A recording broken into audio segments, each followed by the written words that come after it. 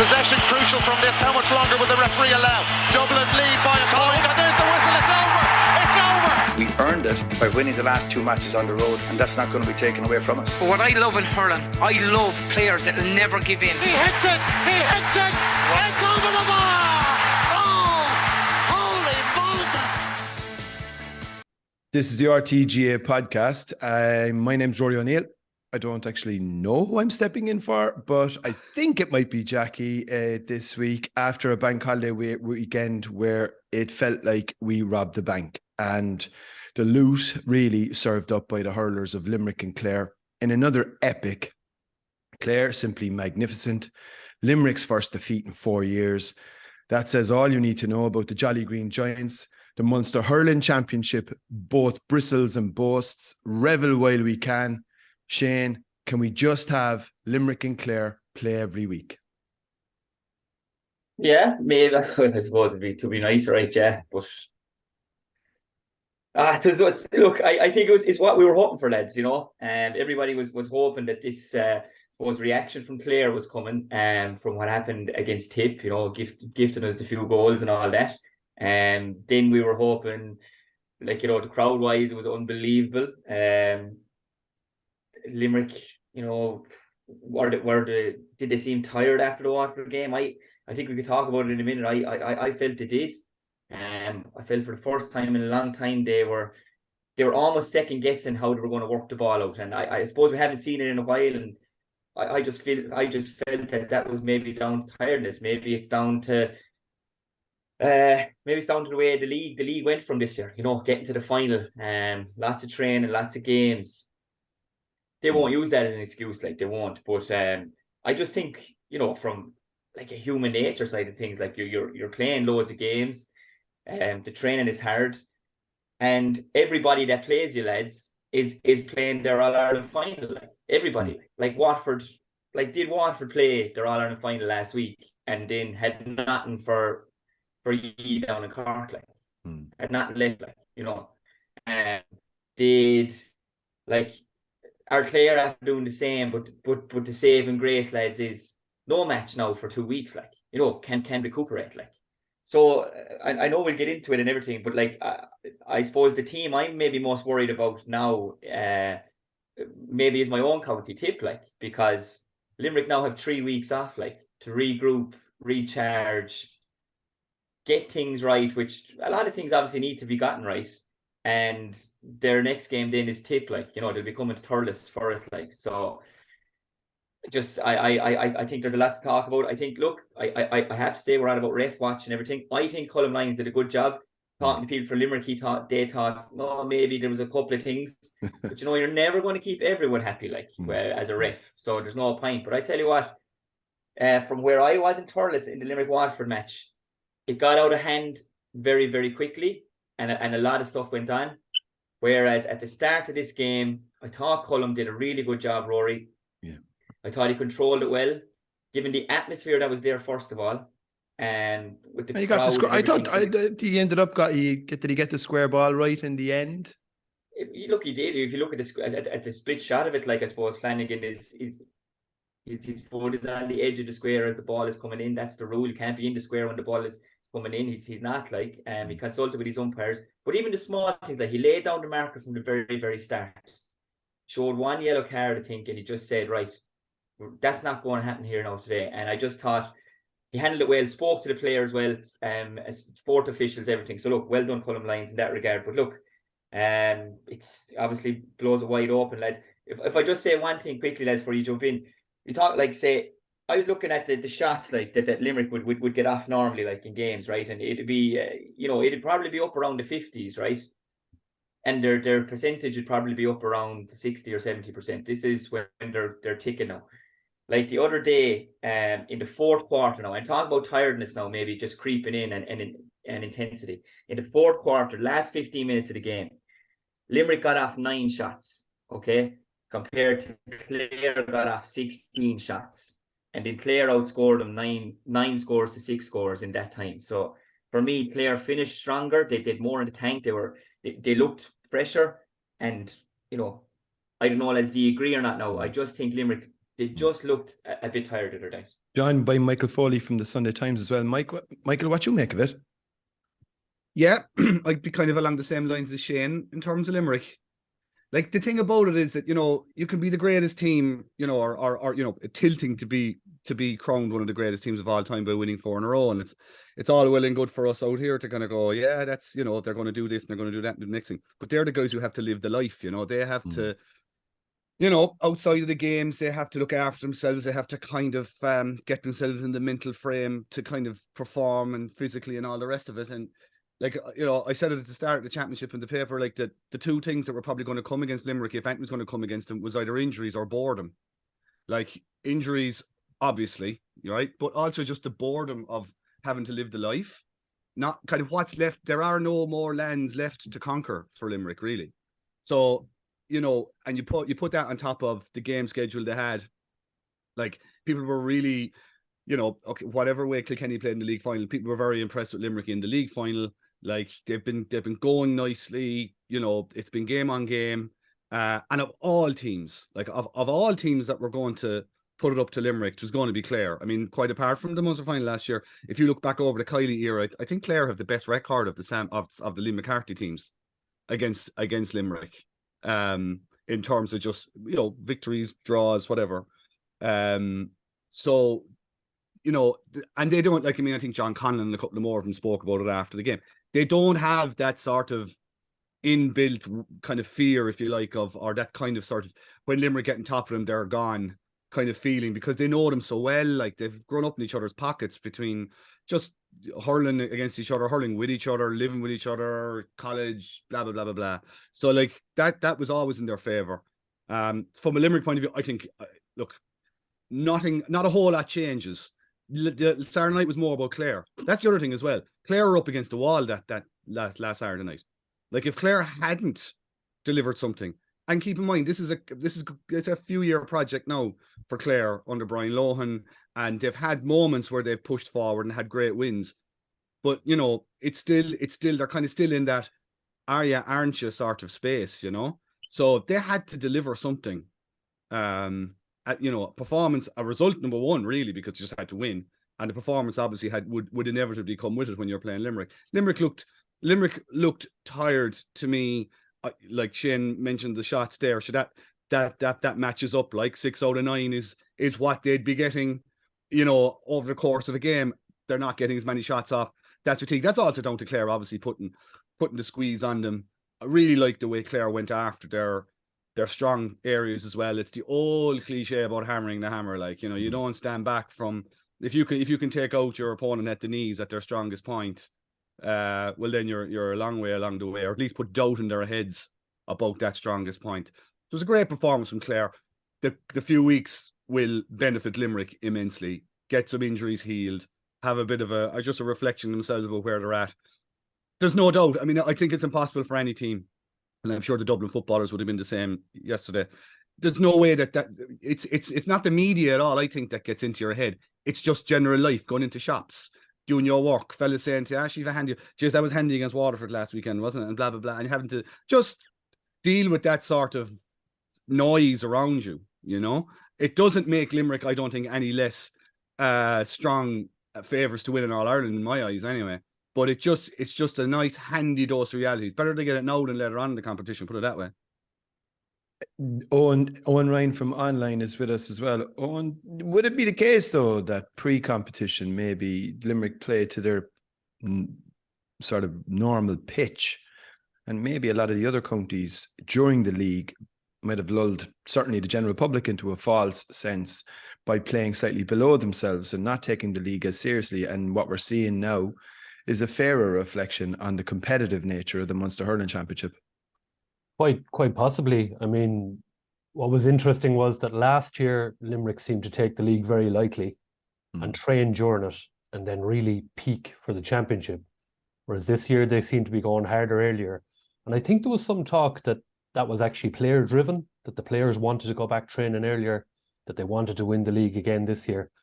And now it's looked almost like Limerick had cracked the code and everybody else said, okay, we'll do it that way. But now Limerick have decided to do it the other way. And everyone's caught up a bit, which is interesting. I think I think the Waterford game probably took a lot out of Limerick the first day, winning that physically. And Clare have kind of maybe shown that the way you beat Limerick is by playing the way Limerick play, by thundering into lads, by swarming them. So they've had 2 games in a row where the opposition has done that to them. And I thought it was interesting there that Shane... And probably 2 more to go. Probably 2 more to go, but I thought it was interesting there that Shane said he was worried for Tip, because Clare lost to Tip the first day, but they didn't get battered physically by Tip. So they were probably a bit fresher. Will Tip be able to batter Limerick the way Waterford and Clare have? Mm. And then there's another question, which is more, kind of a general debate, is that watching that game, it's constant high arm tackles, lads running the ball into contact. It's in some ways, some games of hurling are getting like rugby with sticks. Like, is that what we want? Yeah, it's a fair point, I suppose. I mean, I don't know. I thought, in fairness, the spirit of the whole thing was fed into quite well, as Shane mentioned at the start, in relation to Colm Lyons. I thought he's a good authority. He seems to have a good relationship with the players, and it was definitely refereed with a better sense. But there were a couple of head-high tackles across the weekend again, Shane, weren't there? I mean, is this being taken seriously, or is it a big deal? It probably, like say, it happened in Nolan Park yesterday, lads, didn't it really? With, I suppose, it did, that Grealish there, that incident. It probably is going to need a red card, I'd say. And no more so than there. We wasn't too much talk about the hand passing there last weekend, because maybe maybe the refs have talked about it to date now, and maybe they just feel that they're going to try and get a handle of it, or maybe that they have.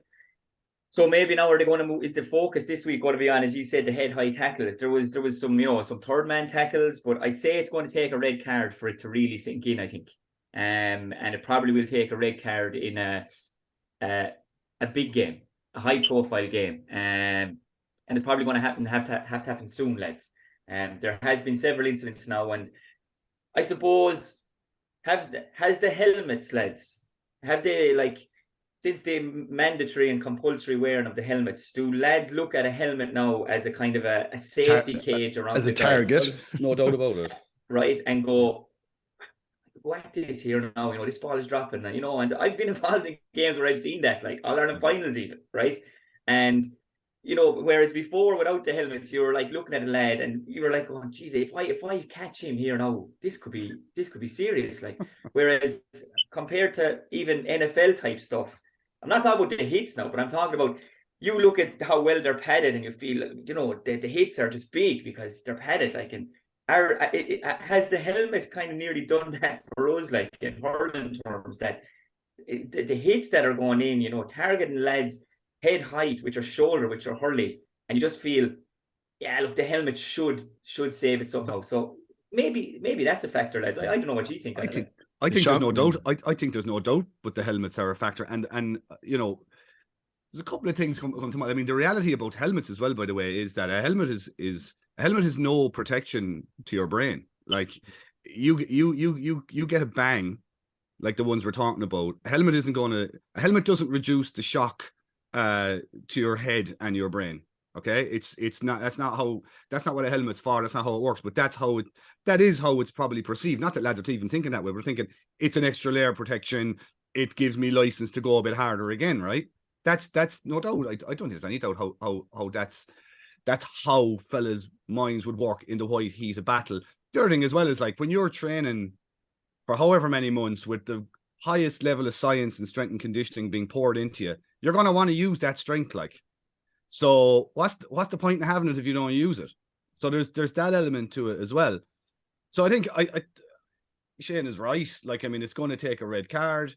There was a very interesting piece last week in the Irish Times by Sean Moran on this, and he compared it a little bit to the head-high tackles in rugby, and how rugby, you often see in a rugby game now, a high tackle and a red card being issued, and there's a lot of debate over whether it should have happened or not. But they are dealing with the principle of the foul. They're dealing with the principle that this is a dangerous practice in the game that we want to get rid of. And if that means there's some dubious red cards, they're kind of just, it strikes me that they're just going with it. They're just going to take it. And there's a slightly different sort of appeals culture in rugby. so they're just driving on with it. Hurling's going to have to be the same at some point. There are going to be red cards just going to have to be flashed, and there's going to be meal and murder about it, because you're going to go, well, how come you give that? And a man in Nolan Park. The whataboutery will start. It'll be unreal, and the appeals will come and all the rest of it. So it's something the GA is just going to have to, and the referees are going to have to kind of make a decision. Are we going to go after this or not? Thing on the hand pass, I think there was a directive given out just before the championship about hand passes again to referees, who said this is something you need to watch and clamp down on. So, I mean, I haven't been doing much hand pass watch now, I'll be honest, but there was one or two. They're all showing it. Michael, I was watching the under 20s matches, the under 20s match, and this is the real issue for them because it's endemic now, and that's a really hard thing to shift. I mean, Cork were playing Limerick and Tipperary were playing Waterford on Friday night, and they're all throwing it. Everyone's throwing it. Yeah. So I don't know. I mean, look, that's probably an argument and a discussion for another day. I think where referees are going to run into a few problems is they can't. The higher up the food chain we go in terms of the importance of the game, it's going to be a brave ref that blows for one. But you need as well. The problem is that rugby has the sighting system. Yeah. If the ref misses something, they'll come back and they'll say that should have been a red. We had the situation where the Seamus Flanagan incident against Waterford, the ref had seen it, thought it was accidental at the time. So under rule, the CCCC can't give a punishment. So that's a fundamental problem with the rules, that if something glaring is missed, it can't be corrected after. Well, they can only act if the ref said he didn't see it.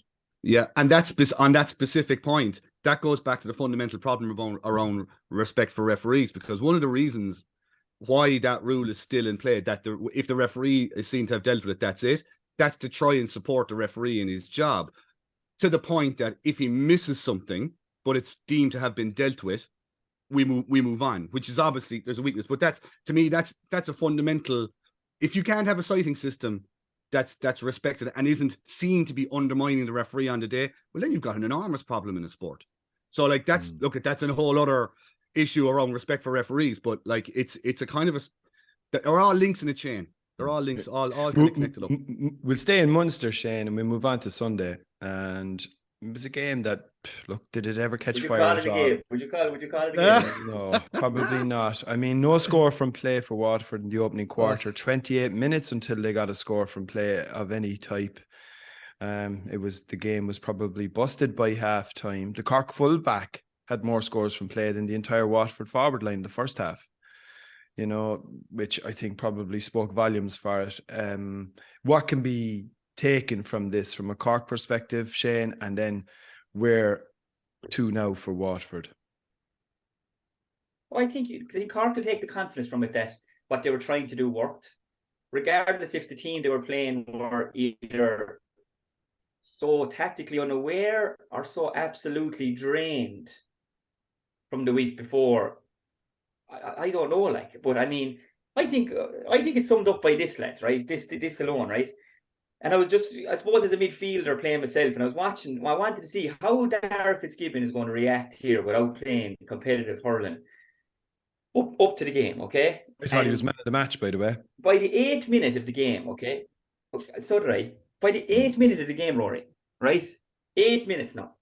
He'd 5 shots taken at the goal. He'd 3 points scored. He'd 1 wide and 1 drop short. Jesus Christ, lads.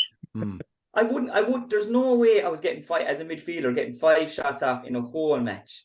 He was getting 5 shots off in 8 minutes. And that for me, and we can go through everything else and say everything you want, that sums up the space he was given, the intensity of the tackle. Now, this was playing against some defence who had a sweeper line.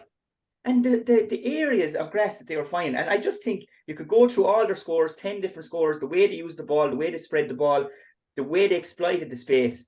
To be able to exploit space against a team who play defensively, just for me showed up that this was a non-contest. And I think Tip will be happy enough because they're going to bring a massive intensity to this in comparison to what Waterford didn't. Davey summed it up himself afterwards. He said it was terrible. He passed the comment. He said there's a lot of damage emotionally from last year, or from the victory or from the losses. Like, I don't know who that was aimed at. Like, if that's aimed at the current Tip manager, That'll be another little maybe bit of spice to the fire for when they meet in a few weeks. So I just think, look, lads, you could go through everything. That for me sums it up. One guy is getting off 5 shots inside 8 minutes. He's a midfielder. Cork dominated every sector. I don't think any Waterford player. Jack Prendergast tried to take the fight to them, but it was a non-contest. And like, I suppose we a few weeks ago, and me myself included, we spoke about maybe how boring games were getting because Limerick were dominating. Like yesterday was boring because Waterford, they just brought nothing. Like, they brought nothing to the table. It can only get better for them. But lads, like, talk about getting better for them. They're minus 11 now on the scoring difference. They've lost the head-to-head against 2 teams already. It's only the 1st of May. They want to qualify. They need to win. But they need to win by, maybe win a match by 12 or 13 points, lads. And is that going to happen? It's hard to see it. It's hard to see it. So Cork will take the confidence from what worked. Waterford, it can only get better. Jesus, it has to. So, and look, and one thing I have to say, lads, in 2008, we played Cork down in Páirc Uí Chaoimh, and it was a massive day for us as a group. And I'm delighted to say that in years to come, I was on the pitch when Patrick Horgan made his debut. And I'm nearly sure on that Michael and Rory, and maybe you might be better at that, but I'm nearly sure. You're spot on. 2008, yeah. Yeah, and I am well finished now. And to see that man there yesterday, 8 points, be it 6 from frees. Obviously, he's still the best free taker. And he just stood up there yesterday. But again, I think he's turning 35 this week. Right, Friday. There you go on. You know him better than you maybe have the old birthday symbol on the Snapchat for him as well there. So I just think that even the space he was afforded. Look, Michael and Rory, I'm sure you'll agree with me like this. Like Cork, they got what they needed out of it, but they know there was. Do you know what it was like opening the field, wasn't it? Oh, totally. Yeah, totally. Here, there. But can I ask you, Michael? Yeah. Like before a ball was pucked, Waterford knew their entire season would hinge on last week's game and the game yesterday. So this notion that's been put out there, they were tired, or they were drained, or they were mentally this. I mean, they knew their season. Like, they knew their season was effectively wrapped up in a 6-day nutshell. Do you buy that as an excuse? Well, or is it the case they're just simply the weakest team in Munster? I think there's that to it. I think that's the fundamental, actually. But what do you do? When you go out in your first game against Limerick, right? So I suppose you have a choice. It's very hard when you're Waterford. It's very hard because I'm thinking their round robin record is so awful. It's not that you can start to go, well, we're going to go out against Limerick, but we're really going to put all our eggs in the Cork basket. We're going to go out and we're going to give it Holly against Limerick, but we're kind of going to chalk it down, see how it goes, kind of thing. But we're really looking at Cork, because if you take a tanking against Limerick in the first day, and you're holding back for Cork, well, Jesus, you're really up against behind the 8 ball, But I suppose they were behind the 8 ball either way anyway. I mean, for me, coming into last Sunday, it struck me without wanting to over-egg it, but I did really think it was a defining day for both teams. Obviously for Waterford, mathematically and all the rest of it, they had to win.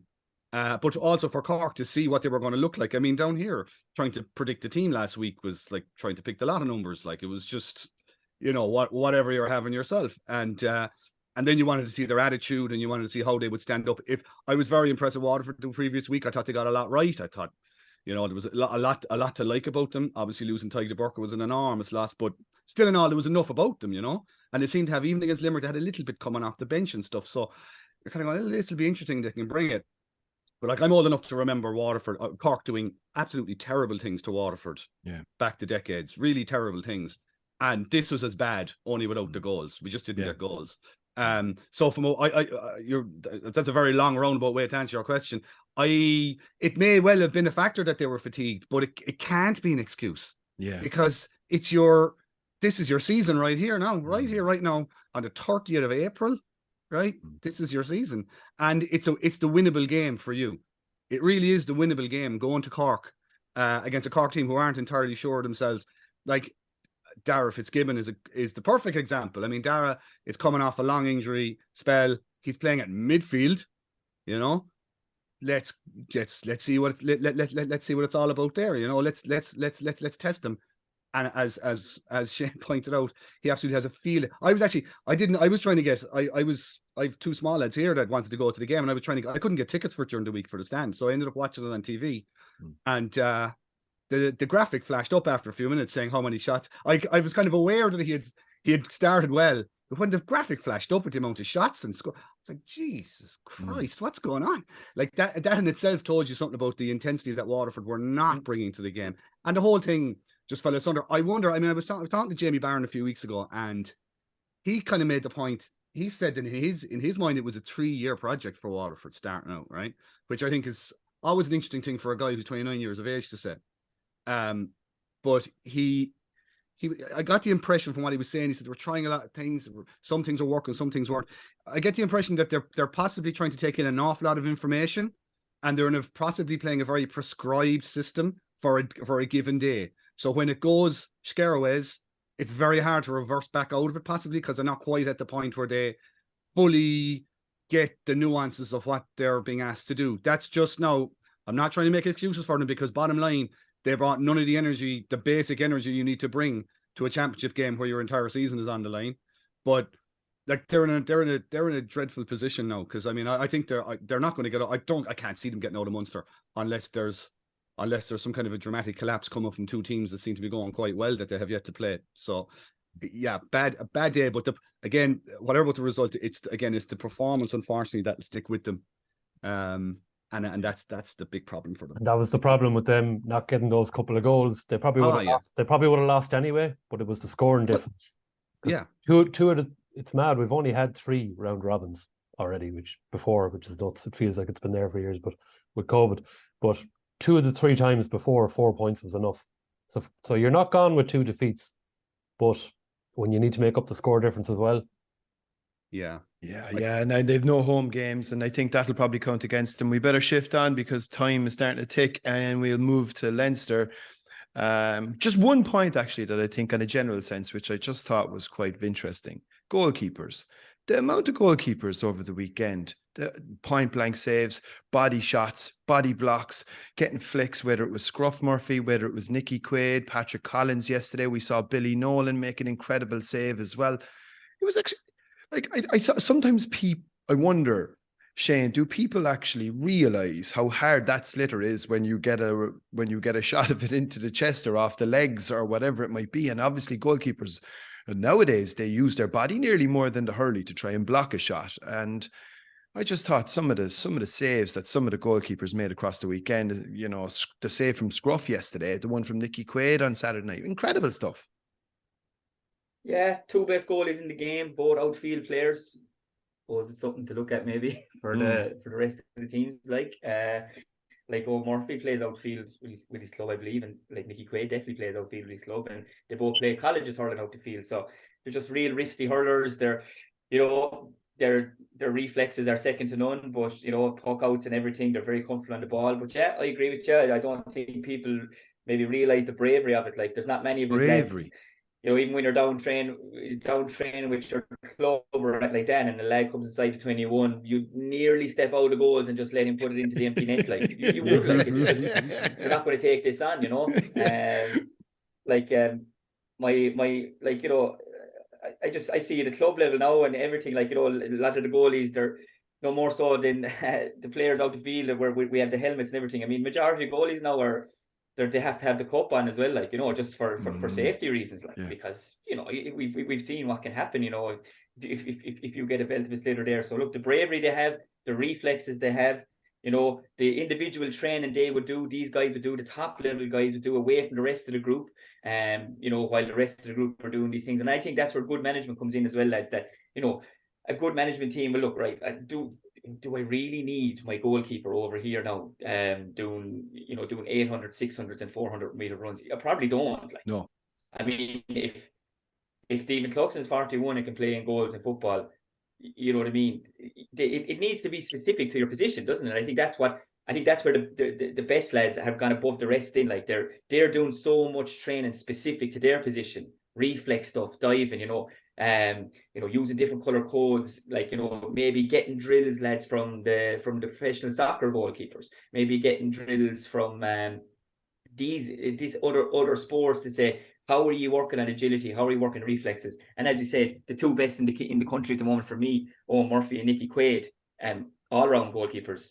Like, I think it comes down to the bravery these guys show as well, to put the bodies on the line each and every time. So yeah, top class performances from a lot of the goalies there over the weekend, Rory. And staying with Shane in relation to Galway Kilkenny, Jackie mentioned on the live show, I think he described it as watery enough, and it did feel very loose. I know kind of a game broke out in the last certainly the last 10 minutes, where there was a bit of a scramble and you weren't exactly sure, how the game would finish up. But what was your read on it, Shane, Galway Kilkenny yesterday? Yeah, I just thought I'd say they're both happy enough with the draw, and maybe felt more like a loss for the Kilkenny boys and the Galway boys. But I think it just, again, no more so in the Cork game. I think you get to the 56th minute of the game and the score is 26 points to Kilkenny, 118 to Galway. And after that, then Kilkenny only scored 2 more points in a game that had worked out actually extra time wise and everything, or added time, 20 minutes to go. So there probably wasn't that ruthlessness there. There probably wasn't that mindset of we actually have to win today. And Kilkenny looked a more comfortable team, as I said. Like, they were 6 points up at one stage, and I suppose it did take Galway until the 6th minute of injury time with that wonder score from Declan McLaughlin to get it back. So I'd say they're both happy enough coming away. I think Kilkenny would have got lots out of it as regards what they're about, even without Billy Drennan and Paddy Deegan. I thought outstanding performances around the field again. Owen Cody, captaincy is really, really suiting him. 6 points. I think Hugh Lawler is class, lads. I love what he's about in defence. Derek Corcoran getting him back to wing back, I think is a great move as well. So they'll take lots of confidence from it. Henry will look at it as I'd say Henry probably look at it as point gained rather than maybe Derek Ling might look at it as a point lost. But with the way they clawed it back, they didn't get brilliant performances from their marquee forwards, like maybe Conor Cooney, Conor Whelan, Evan Niall, compared to what they did against Wexford. They're a bit more subdued. So look, they'll have lots of things to work on there. Their next games are Westmeath for Galway and Antrim for Kilkenny. And so look, they'll be looking at those as 2-pointers as well, lads. So I think they're both fine, lads. I think they're both happy enough. They're going to be in the Leinster final. There'll be a dogfight for third. So yeah, Rory, I'd agree. Especially the last 20 minutes there, I thought it got kind of loose enough, maybe, What did you think, Mick? Yeah, like the first thing that struck my eyes was the crowd. It was 10 or 11,000 at it. Like, just compared to, there was a combined total of whatever 60,000 at the matches in Munster. But like Galway and Kilkenny are two teams that you'd say fair chance they'll be in the last 4, like, of the All Ireland, So it's your first chance to go out and have a look at them in championship. And well, it's not your first chance, sorry, but it's the first time you see them playing each other. And even notwithstanding the point that they more likely will be in a Leinster final, they could well meet again further along beyond that. Who knows? Like, I just thought it was a pathetic crowd, to be honest. 10 or 11,000 inside there, and look, the whole thing was just flat and quite dull. Like the thing for Kilkenny, I thought coming into the game, it was going to be not a defining game in any way, shape, or form, but it would tell you something like in the sense of, like, it strikes me that Kilkenny must be looking at that middle cohort of hurlers, kind of, well into their careers now, mid-late 20s, and kind of going, all right, where are the leaders going to come from here? Because they got close to Limerick last year. Whatever about, I think the league final, I'm not so sure they really went full throttle to try and pull that game back. So you're kind of going, okay, where are the hurlers here that are going to give them the edge, that leadership element that possibly they need, just to turn those tight matches into victories, those really big ones. And to be honest with you, that last 5 or 10 minutes when they had that lead and they didn't get there, that would be a slight source of concern to me playing at home. Like, we go, okay, this just re-emphasizes for me the point that they're possibly lacking leaders around the field when the crunch really comes. Because there wasn't a whole pile of crunch about yesterday, but if there was any bit of a crunch, it was, right, can we close the game out at the end here? And they didn't. Galway did well without, again, as Shane said there, without their marquee forwards really flying. I'd say Henry will be well happy to go down there and get a draw, get out of there without any great drama. And as I said, they'll wander on now to a Leinster final. And I'm sure the temperature, surely to God, the temperature will ratchet up a fair bit the next time they meet, and we'll have a better sense of them both after that.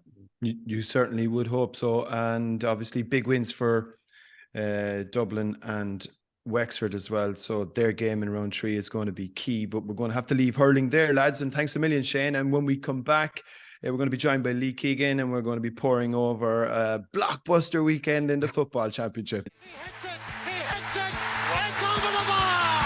Oh, holy Moses! Welcome back. Delighted to be joined by Lee Keegan and Niall McCoy of RTÉ Online, and obviously RTÉ's bright and shiny new pundit. Welcome, gents. Just going to get straight into it, really, in the Leinster Football Championship.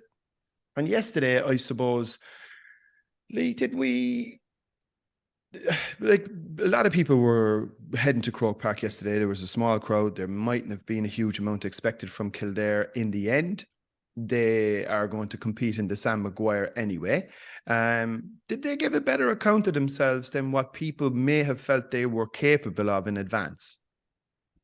Definitely. I was one of them that probably tipped Dublin by 10 plus, based on the back of the demolition of Laois, which probably didn't tell us a lot. But there's kind of two combinations that I probably... Kildare were, they're very competitive, but Dublin were very lackluster. It's probably the worst I've seen them in a long time. Very uncharacteristic. Had 11 wides and turned over a lot of ball, which is not really Dublin-like. And it's probably the worst performance I've seen Dublin in years, to be honest. Like, there's only a couple of positives for me. Was Paul Mannion 3 points. We get a bit more game time than him. And Jack McCarthy, a bit of a spark when he came on at half time to lighten things up. But from a Clare perspective, they'll be really disappointed, I think, because they had a great opportunity to actually take the game. Like, it was only after the 64th minute where Dublin actually led for the first time. So that just shows you how tight the actual game was. But for me, they didn't have enough creativity. Outside of Ben McCormack, their all-star nominee last year, I thought up top they were quite limited to what they had. They kind of brought that kind of war zone around the middle and defensively, but up top were really essentially they had 6 drops short in the second half. That's crazy. Like, so listen, they'll be really disappointed. Yeah, listen, there's bright sparks, they're competitive, but for Dublin, I don't know, I can't see them that bad again, to be honest. What did you think?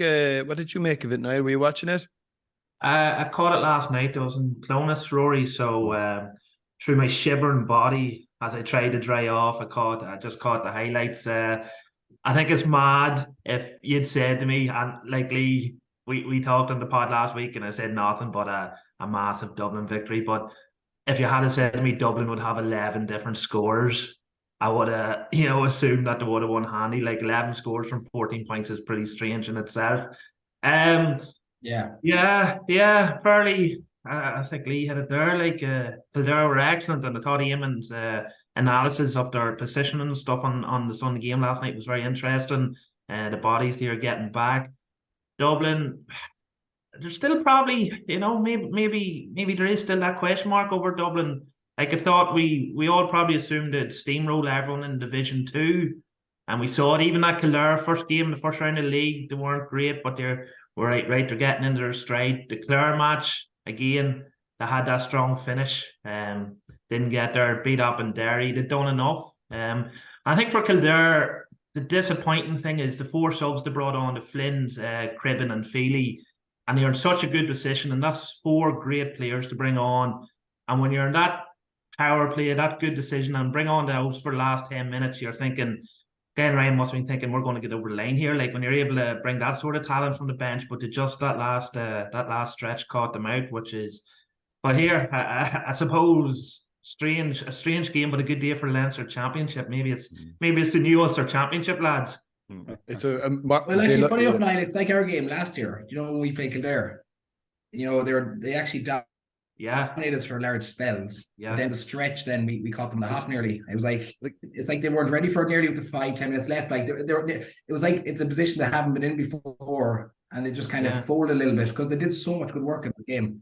They did, and that's a good example actually, because I think for 40 minutes that match there looked like there was only one winner last year against Islake, and then just when the heat's on, and we've seen them come down the stretch, against Dublin and Newbridge and all, and I know that's the other hot topic from the match about where the matches should be played, but just has a couple of fluff lines in Croke Park and game winning positions, which will be the biggest disappointment because they really set up and done everything went to plan pretty much essentially what they wanted to do, a perfect scenario, but they just couldn't hit the killer blow. Interesting choice in goal, Michael, for the Dubs. Yeah. Yeah. Hey, what can you say? He must be going well in training, I suppose. And look, he's there now, and he made a save last night, and whatever kick out. I think Kildare gave up a lot of the kickouts, so he wasn't too pushed out. There was a couple he got away. I'd say he'll be fine. I'd say he'll do all right. Like if they leave him there, Yeah, the occasion isn't going to faze him. Yeah. So look, yeah, he's there. That's great. I thought it was very strange. Like, you can't. The complacency thing doesn't count here, like, because Dublin have been dealing with this kind of stuff for 10 years. I think yesterday was the first time in 10 years in a championship game in Leinster they've been behind. Like the last week against Laois. For my sins, I went back and, don't worry, I did ask myself some serious questions having performed this exercise. I went back and just had a look at Dublin in the Leinster Championship, and they had never scored as much in a first half of a Leinster Championship game as they did last weekend, or the weekend before last against Laois. Certainly back to 1900 anyway. The details got a bit sketchy after that. Anyway, so like going into the game, what else could you possibly think? Only 10 points plus, whatever. And, I kind of always go, jeez, like, it just gives me a headache when you hear fellas coming out afterwards going, well, we knew, that last Sunday wasn't going to come for much, and coming in against Kildare, we knew what they were going to be like. Did you? Because last year they completely collapsed against you. And, like, apart from the league game, they really haven't shown a thing against you for donkey's ears. So what were you expecting? So, like, it's not good from Dublin. Like, it's really not good. And I mean, what's interesting now to me is that the swings now from when they're very good, they're what we have gone used to expecting, which we shouldn't be used to expecting anymore, really, because the team has changed a lot. But they're over here. But then the swing back when they don't play well is pretty jarring. They seem to be struggling. No, they seem to be struggling to find the middle ground. I said they did actually win yesterday, so they did tough it out. The thing with Kildare always, I mean, for time immemorial, is that very athletic, very physically strong. If they get the break of the ball like they did yesterday, they will physically bother you all over the field, and they will dominate possession because they're very big men. That bit of craft up top has always been a problem for them. Most of the time, it's been a problem down the years. So, and again, when you set up your team the way they did to have the guys coming off the bench, geez, they must have really thought, this is it. That must have been a killer for them. Like, but like, look, it's. I don't know where it leaves. To be honest with you, I'm not sure where it leaves either of them going forward. Yeah. What did you make of Glenn Ryan's comments afterwards, Lee, in relation to basically the dice being loaded against everybody else in Leinster and everything stacked in Dublin's favour? Now, I think it's a fair comment, but it's not exactly a news flash. I mean, this has probably been going on for, they've been playing all their matches in Croker Park going back, I don't know how many years. So.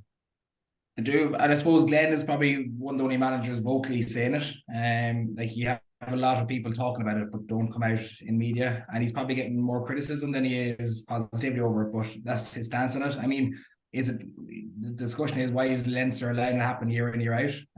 Like, the point is, like, Dublin supporters love traveling. It's not even the case of Croker Park or the players. They actually love going on the road, and they draw such an attraction.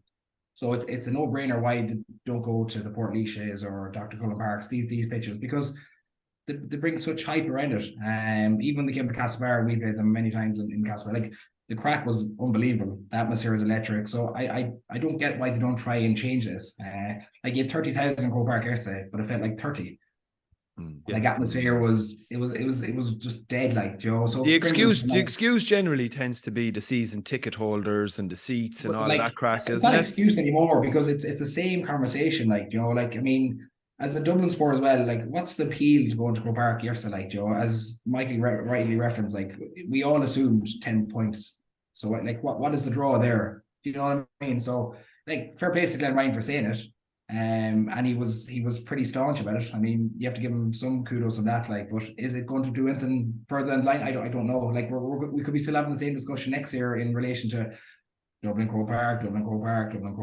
Did do them any favours? They're saying Dublin's performance. Well, obviously not, because they're very poor. Like, but I mean, it's the same topic year in, year out. Until something does something about it, I mean, we're still going to be discussing it. And you always make the point as well, Michael, that there's two distinct brands of football. There's football outside of Croke Park, and then there's football played in there. So I suppose the more often they play there, it is an advantage to them. Like, let's be honest. But we've known that for a long time. So the best one of all was when they got drawn in the COVID All-Ireland Championship, and they played Cavan in the All-Ireland semi-final, and Dublin were actually in the away dressing room.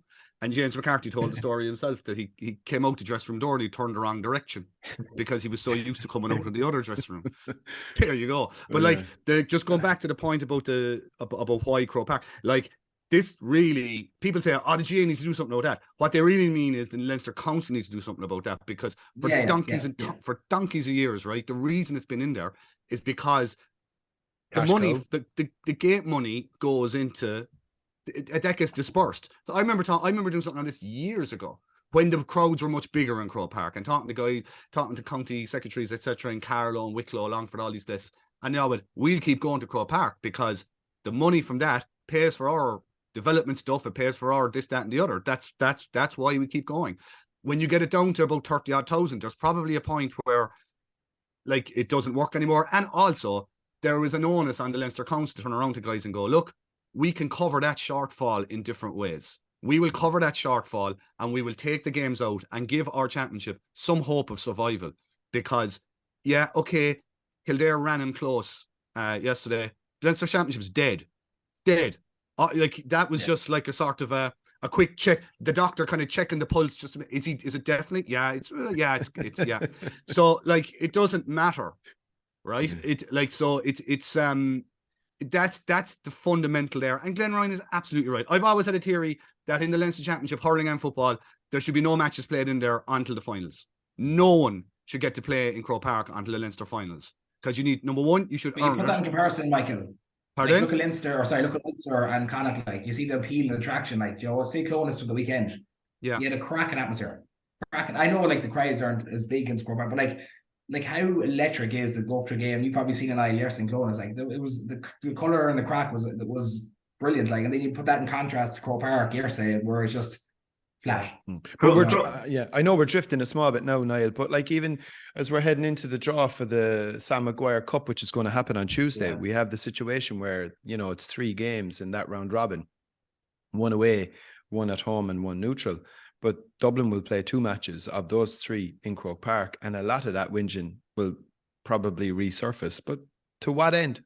Yeah, no, was it Donegal a few years ago that that might have been Super 8's time. I can't remember exact timeline, but, like, no one really rode in behind them at all at that stage. Like, it's sort of taken one of them months where you're going to need counties to come out in mass and really sort of for it to actually happen, because we're talking about Glen Ryan, we're saying fair play to them, but we know in 2 weeks it's going to be forgotten about as Dublin play 2 games at home. Croke Park's the best game in the world for me, but you see a fairly empty Croke Park, there's no colder place around. Like, in those 2 games, you had played them in, say, in Navan or something, or packed out in Navan. Like, the atmosphere is just different. Like, there was 22,000 in Clones, and it bar until the downpour started, it did feel like a really big occasion. The noise was brilliant. Everywhere you looked, there was no spaces, bar here or there, and it just felt completely different. It had that close provincial feel to it. And these games at Croke Park, like, we had 2 absolutely highly interesting games, and it was like bar a bit of noise in the loud Offaly match. Like, it was a bit sort of it's a bit. And speaking of which, I mean, from a Louth's perspective, they must take an awful lot of encouragement from it, Lee, given the fact that they had the game won and got reeled in, and then had to go out and win it a second time in extra time. I think that shows a lot of character, and I think it's a hallmark, we'll say, of Mickey Hart teams all down through the years, and they're having an incredible season. First Leinster final since the famous one, and they're going into a minimum pot 2, and they can just go in and have a cut off Dublin. Yeah, and, like, they've been sensational, like, and they're rightly getting the praise they deserve. What I found brilliant yesterday is when Sam Roy decided not to play too regularly during the normal time. He said, "You know what? Step it up. I think I'll go kick 4 points in extra time for the fun of it. Just make sure we're just going to get through." Like, But like, a guy that I looked at, Kieran Downey, was absolutely sensational yesterday. Talk about taking Crow Park by the scruff of the neck. Like, he looked like he loved every bit of it, so he did. Like, kicked 7 points, and he was just to talk about a brilliant performance. But like, the game itself was a cracking atmosphere, or sorry, advertisement for what we look at in terms of provincial and teams that are going at it. And you have to give credit to Offaly as well. Like, they could have just, everyone was tipping down or allowed to go really hard in this game and beat them quite comfortably. But Offaly had different ideas. And Anton Sullivan came up with an absolute cracking score in injury time to level. And I was delighted with extra time because that's what they deserved. Ran out of steam towards the end, but just it was a great advertisement for football again. When you get games like this is the stuff we want to be talking about. We talked about the Tyrone Man game a couple of weeks ago, and it finally has a positive spin on football. I think sometimes we look at the negativity in terms of how setups are going and lateral and risk assessed plays.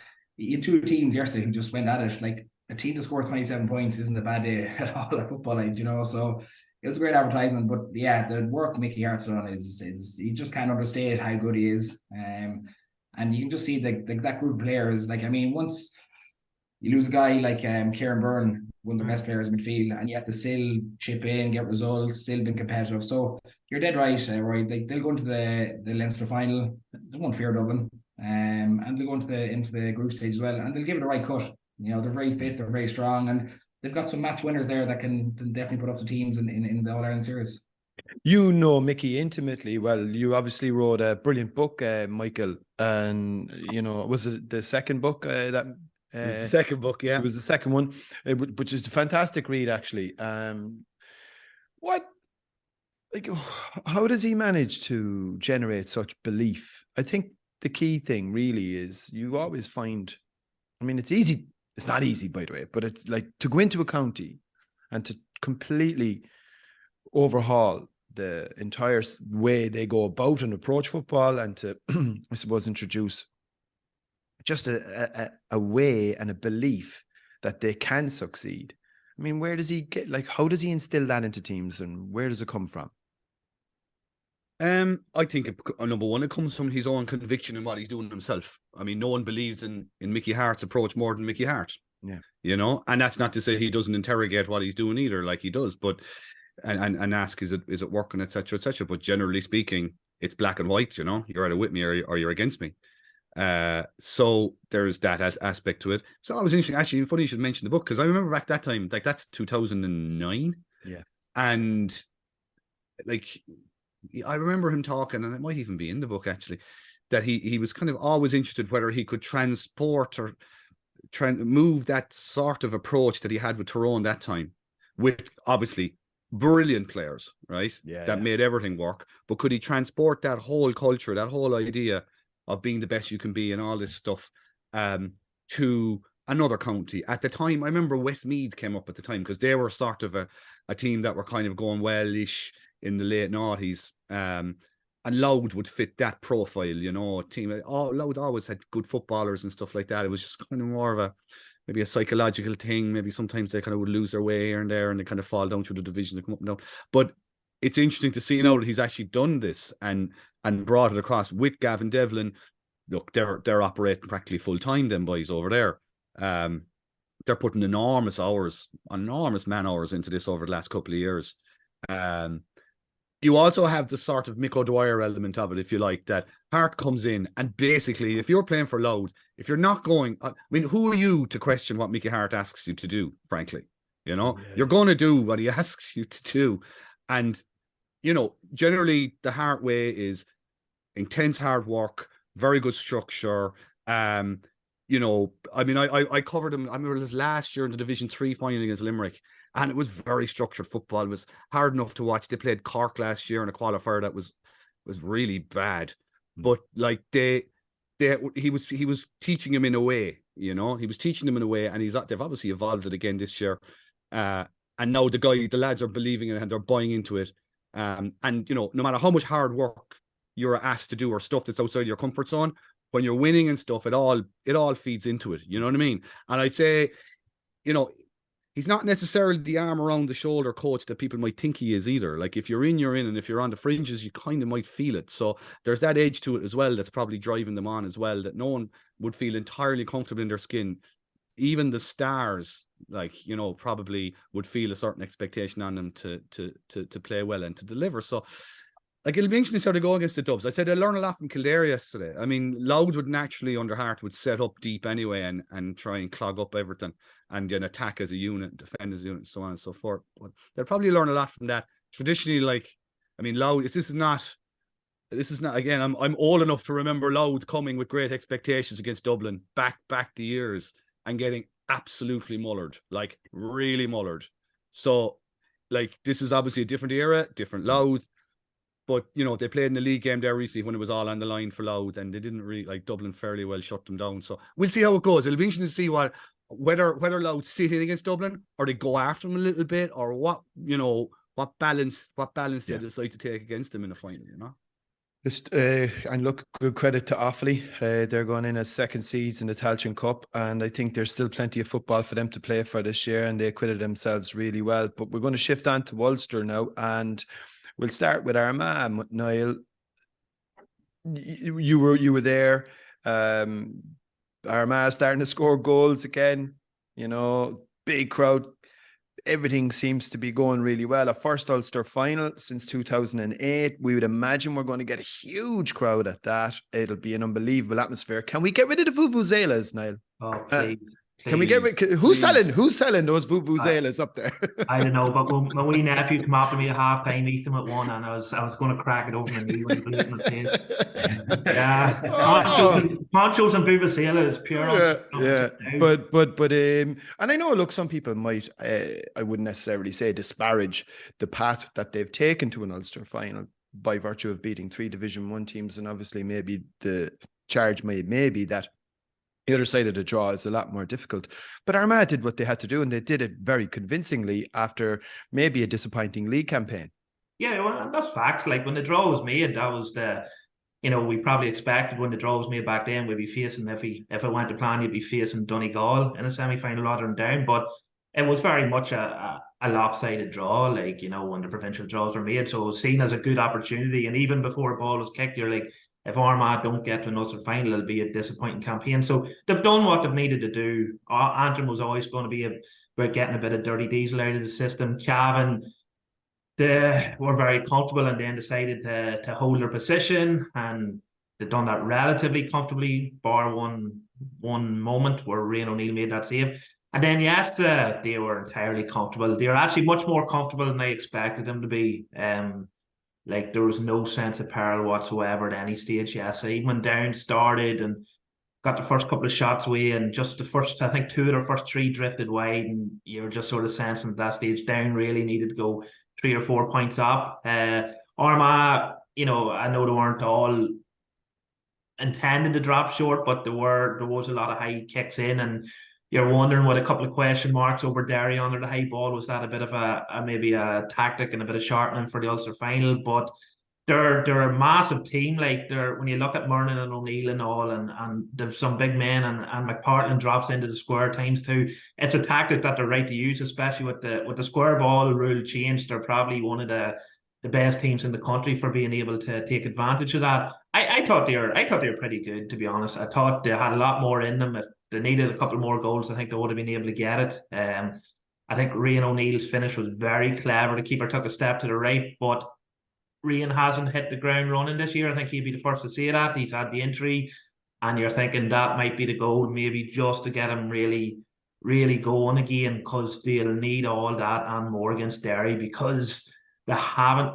really been tested in the championship, bar 5 minutes against Cavan. So it's still a bit of an unknown about them at the moment. But just a note on Andrew Murnan, and I hope he's fit for the Ulster final, because I think inside the county we've known for years, but he's got a run of games this year, and I think the country's just seeing just how good that lad is. He was exceptional again, yes.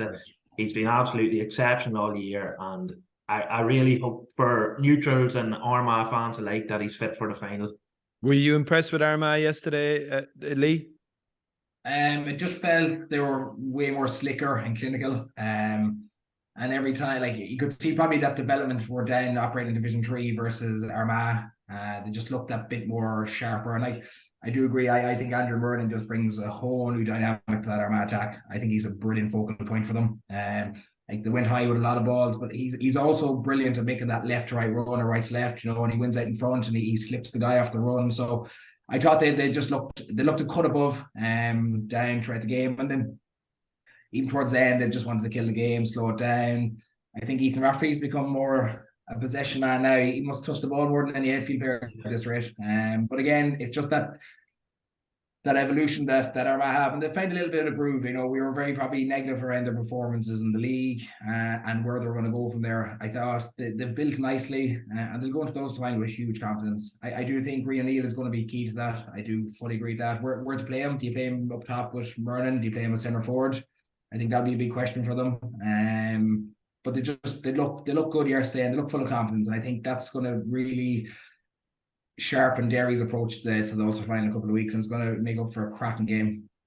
They seem to have a bit of depth now as well, Armagh, and can cope with injuries, suspensions, any losses, Michael. And, you know, I suppose, like, is this the perfect run to an Ulster final in some ways? In that maybe they won't get a huge amount of credit because of the teams that they've accounted for.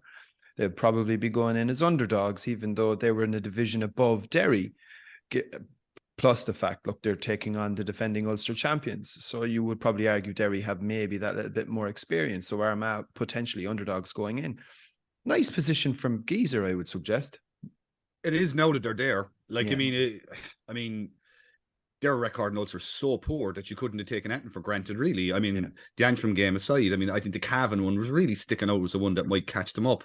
But them, as Niall said, they've managed everything very well. And yesterday, they didn't look in any sort of real difficulty. The goals, obviously, like when you're playing against a team who set up like down, once you're scoring goals, you're sorted, really. So like they were fine. I thought that probably 2 of the goals, maybe even 3, were avoidable from a down point of view. So they're going to be really frustrated at that, I would have thought. But you're right, the depth is good. Like I've been a little bit of an Armagh skeptic over the last few years, just from the point of view that it was the depth thing. And also the fact that it just seemed that when it was really put up to them, particularly in Ulster, that they kind of just didn't get it done. So there was just always that doubt for me about them as serious contenders for anything. But in fairness, this year, the league performances obviously raised their own question marks and so on. But they look very controlled and they look in good shape. I would have liked to have seen if Donegal had kind of got it together this year, how they would have gone against them. But look, that's not Armagh's problem. They're in now against a team that's really going to put it up to them and really test what they're all about in every which way. So we'll probably know a good bit more about it. I'm sure they're exactly where they want to be. I mean, I know that Kieran McKeever, it's got an awful lot of air.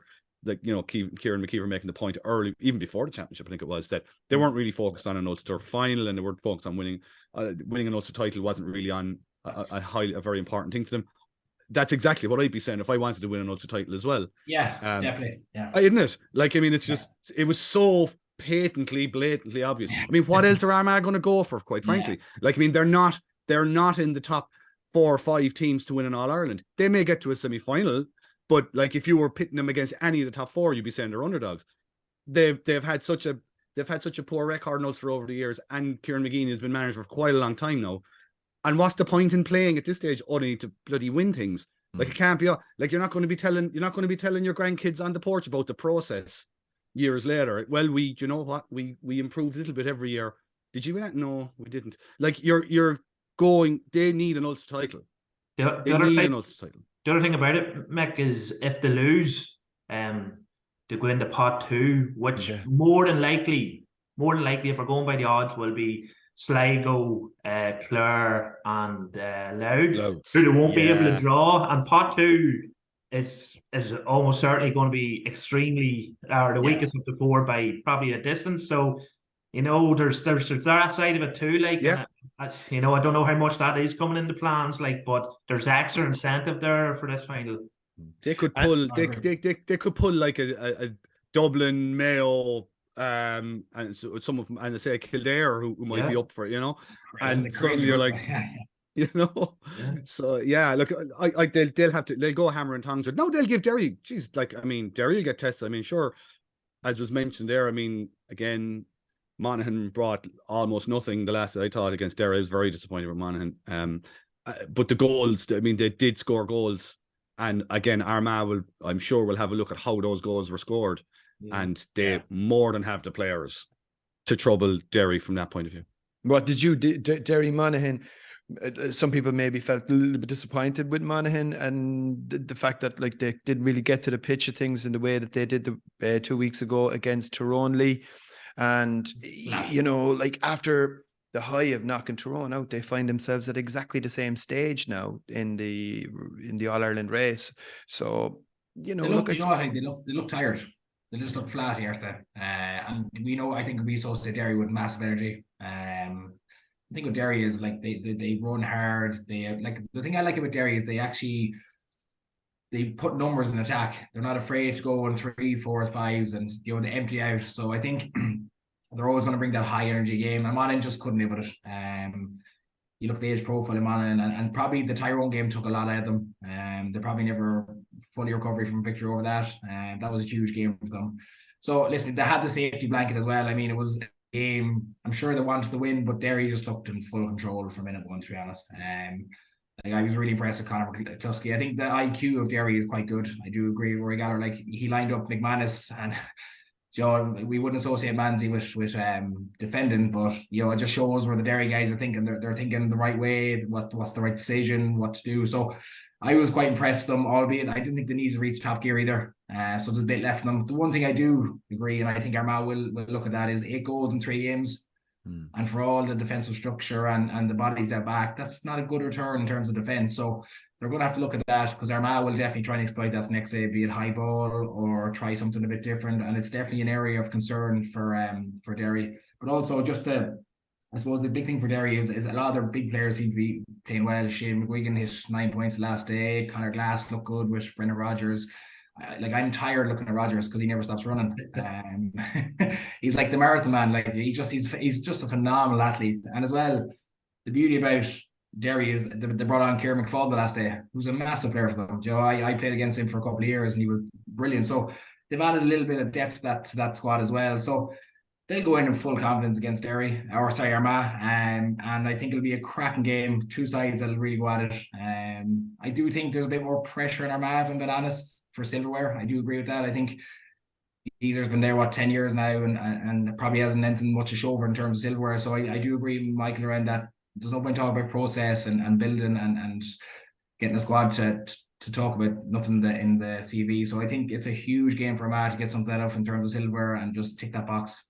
So a first Ulster final since 2008, actually, that doesn't feature Tyrone, Monaghan or Donegal. And maybe that's a good omen for Armagh. But we'll just finish up now, guys. And I do think it's important for us to just reflect very quickly on this draw.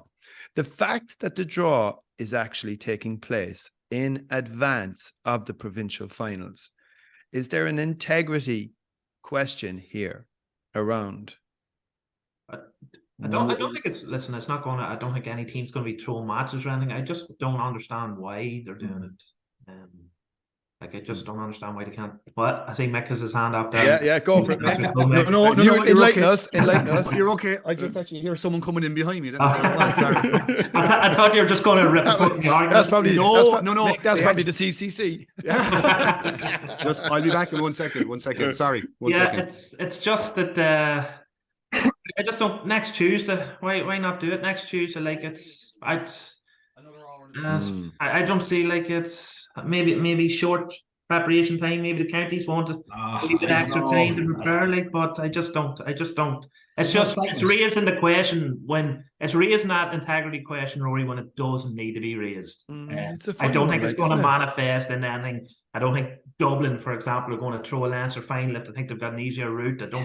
I think these teams in the Leinster final, the favourites anyway, are going to feel they're going to get through whatever group. And with 3 teams coming out there, 2 in the preliminary quarterfinals anyway, it's probably not a huge thing. I just go back and say why. I don't really get it.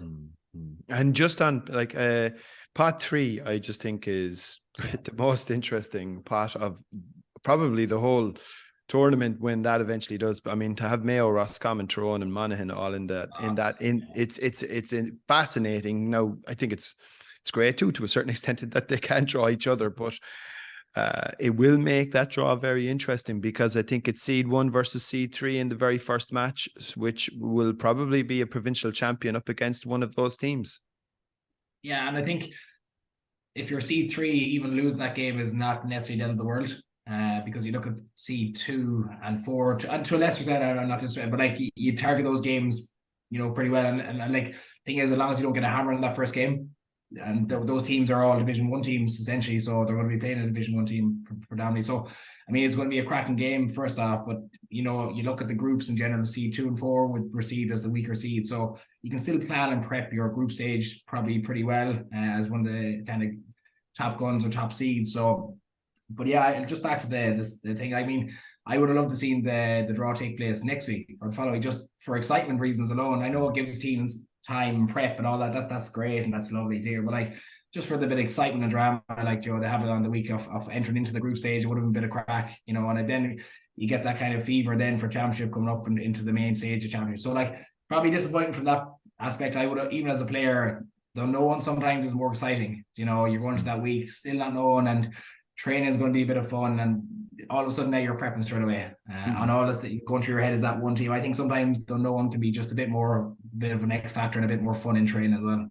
Is there, Mick, can I ask you, right, as somebody now who would be very keenly in tune with competition structures and the history of it all? I wouldn't say keenly. Right? Is there a danger? Is there a danger, and we'll finish on this, that we've bloated it to a degree, and we're going to play 100 million matches to end up with the same answer to the question that we all asked at the beginning of the year, is who can win this? And no matter what format we came up with, it'll probably be Galway, Mayo, Kerry, Dublin, potentially in the last 4. And you might have a Derry thrown into the mix there. It just sometimes feels like we're going a very long way around to get to an answer that we all kind of know anyway. Yeah, that's the definition of a TED Talk, I think. And I think I could probably do a TED Talk on exactly that that topic at this point. Look, I think, oh God, like, it all comes back to the provinces, and sort of you're trying to say, okay, we've done the province bit, and now we're trying to do what people want, which is pit teams of equal ability against each other and see them in white hot action, as it were. And that's part of it. And then, I mean, in fairness to the GAA on this one, because I was the same, I was looking at these preliminary group, whatever, and going, Jesus, this is long. Yeah. But the point they make is that the way they've structured it is that every single game will now count for something in that group. There are no dead rubbers. So when it gets up and running, it probably will feel like there's more at stake than we kind of perceive now. You're right. Well, I mean, it's the nature of competitions anyway. Like, we all know the top 4 teams, and then it's after that you're kind of going, well, let's see who can. If we get a bolter. And what happens with injuries and stuff, especially with Gaelic football and hurling, obviously, as well. But Gaelic football, Well, hurling, in fairness, I think hurling just cuts to the chase. They just have all the, I mean, what I mean more so is that, I suppose, when you're dealing with amateur sports, playing a high volume of games, one after the other, you're going to get injuries. And again, it comes back to the squad thing and who's got the strong squad. I think it's the whole thing is flawed. The whole structure is flawed. But I think part of it is, it's not that it's an intentional flaw, but that they've built in the reality that this is flawed to show people, to provoke people to ask questions. Well, why is it flawed? And once you figure out why it's flawed, we can work back from that. Why it's flawed? Because it's still linked to the provinces. So when you work back to that point, you can start to go, okay, well, if we get rid of this bit, or we kind of just downplay this bit a bit more and focus on this and make it more streamlined and do all the things that you make it less like we're playing loads of games to get the same couple of teams out, then you get somewhere. This is a stepping stone. This whole thing is a stepping stone to another championship. So as it stands, I think it's for what it is, it's going to be very interesting next few weeks. As I said, no dead rubbers. That first, like, 1 versus 3, is going to be class. Like, you could have Dublin Mayo, you could have Kerry Tyrone first day out, and in keeping with the hurling, you're going to want to win your first game. Yeah, it's going to be a home game for the provincial champion, right? Correct. You could have Mayo down. You could have for the Fringe Championship. You could have, you could have Galway playing Mayo. You could have Tyrone going down to Killarney. Like it's going to be good. You know, whatever way it feels. I think when it actually gets up and running and we do it, it's going to be a bit of crack, you know. Looking forward to it. And thanks very much again, guys. Appreciate the time this morning. 2 provincial finals. Think about that. The 6th of May next weekend.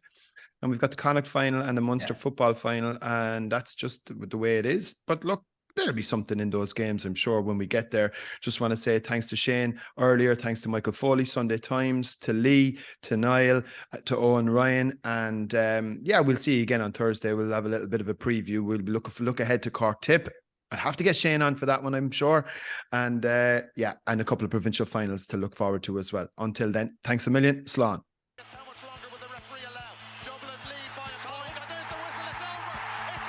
We earned it by winning the last 2 matches on the road, and that's not going to be taken away from us. But what I love in hurling, I love players that never give in. He hits it! It's over the bar! Oh, holy Moses!